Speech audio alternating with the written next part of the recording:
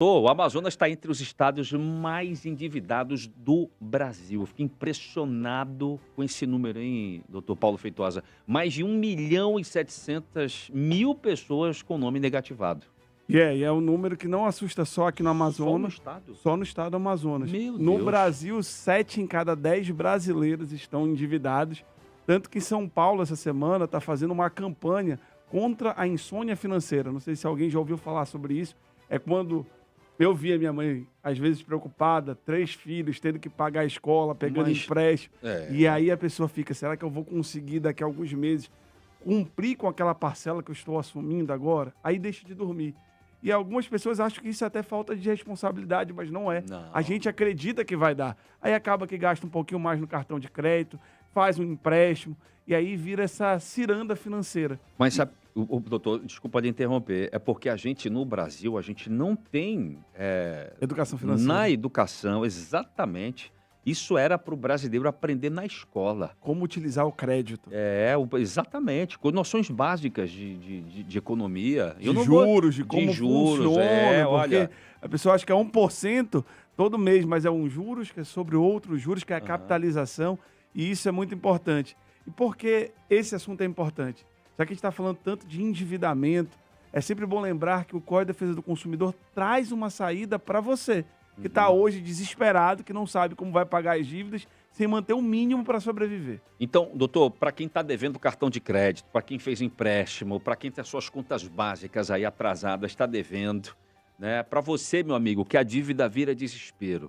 Tem saída para isso, doutor? O senhor falou do superendividamento agora. Existe uma lei, que é a Lei 14.181 de 2021, que fez uma alteração no Código de Defesa do Consumidor. Ela criou o artigo 54-1A. E lá ela fala sobre o superendividamento. É quando as pessoas elas assumem tantos compromissos juntos às instituições financeiras ou outros, que elas não conseguem mais pagar esses compromissos sem comprometer o mínimo para sobreviver. E a gente está falando isso de uma situação que pode acontecer com qualquer pessoa, com um pai, com uma mãe, com um aposentado. Eu já vi um policial que ele tinha de empréstimos consignados, mais dívida de cartão de crédito, mais o cheque especial, 110% do salário dele comprometido. Nossa. 110%. Mas é sempre bom a gente lembrar para o consumidor nessa hora que isso veio para trazer um respiro, veio para trazer uma solução, um problema. Porque essa lei, ela traz, além de trazer um alívio momentâneo, um fluxo de caixa, ela também dá a oportunidade de ele negociar em bloco com todos os credores dele. Certo, muito melhor. Mas, doutor, deixa eu te fazer uma pergunta.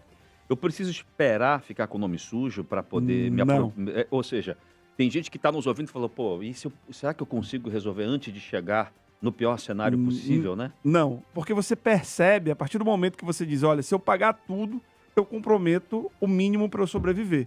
Comprometo básico, eu não consigo alimentar, não consigo me alimentar, não consigo pagar meu aluguel, não consigo mais pagar farmácia, não consigo pagar mais a escola dos meus filhos, o supermercado, eu não consigo mais o básico. A partir desse momento, algumas pessoas elas acham que a solução é fazer um empréstimo acima do outro. Pega esse empréstimo para cobrir aquele ali.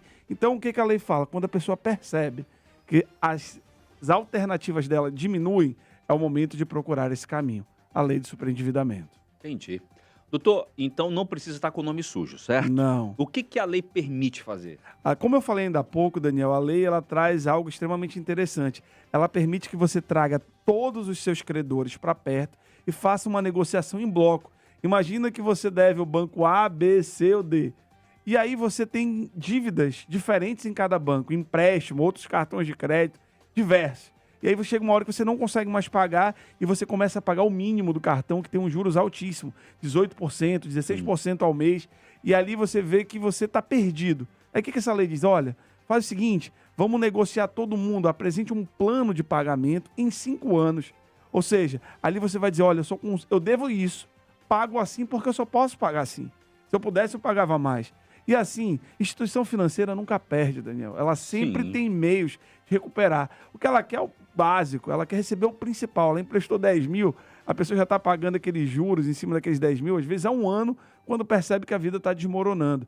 Então, assim, só a oportunidade de você apresentar um plano de pagamento com um prazo de 5 anos para poder pagar todas as suas dívidas com carência de 6 meses, imagina o respiro que a pessoa tem. Ela pode se reorganizar financeiramente. E isso traz um alívio imediato para a pessoa.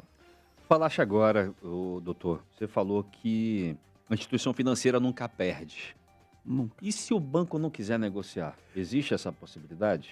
Existe, mas aí a gente tem que lembrar que é uma das funções que a gente sempre esquece do juiz. O juiz tem uma característica que é o poder substitutivo. Se o banco não comparecer, se ele não justificar, se ele justificar a ausência dele, no dia que você apresenta esse plano numa audiência de conciliação, o juiz pode suspender a exigibilidade da dívida, ou seja, aquela dívida não pode ser cobrada, ou ele pode reduzir os juros da forma que ele entender melhor. Se ele chegar e disser, olha, esses juros aqui que estava dando 20%, 30% ao ano, o justo seria 12%, a pessoa já economizou 18%. E aí a dívida dela começa a ser modulada de outra forma.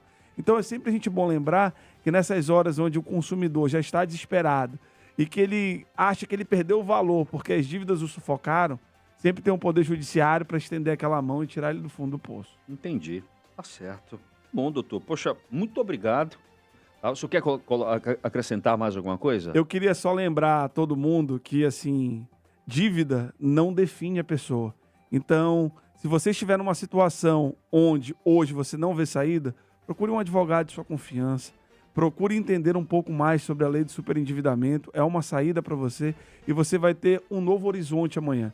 Que Papai do Céu abençoe todo mundo. Uma ótima semana. Amém. Obrigado pela oportunidade, Daniel. Um forte abraço ao nosso ouvinte. Não, doutor, eu que lhe agradeço, né? Sempre está por aqui trazendo esse olhar jurídico, né? Explicando, né, os direitos das pessoas com essa forma clara e objetiva, essa orientação para quem nos ouve na grande audiência da Difusora. Doutor, muito obrigado, doutor Paulo Feitosa, que se encontra no Instagram. Por favor. @Paulo Feitosa, com Z. Isso, boa. @Paulo Feitosa. Tem muitos conteúdos como esse que você acabou de ouvir aqui. Segue lá, o doutor.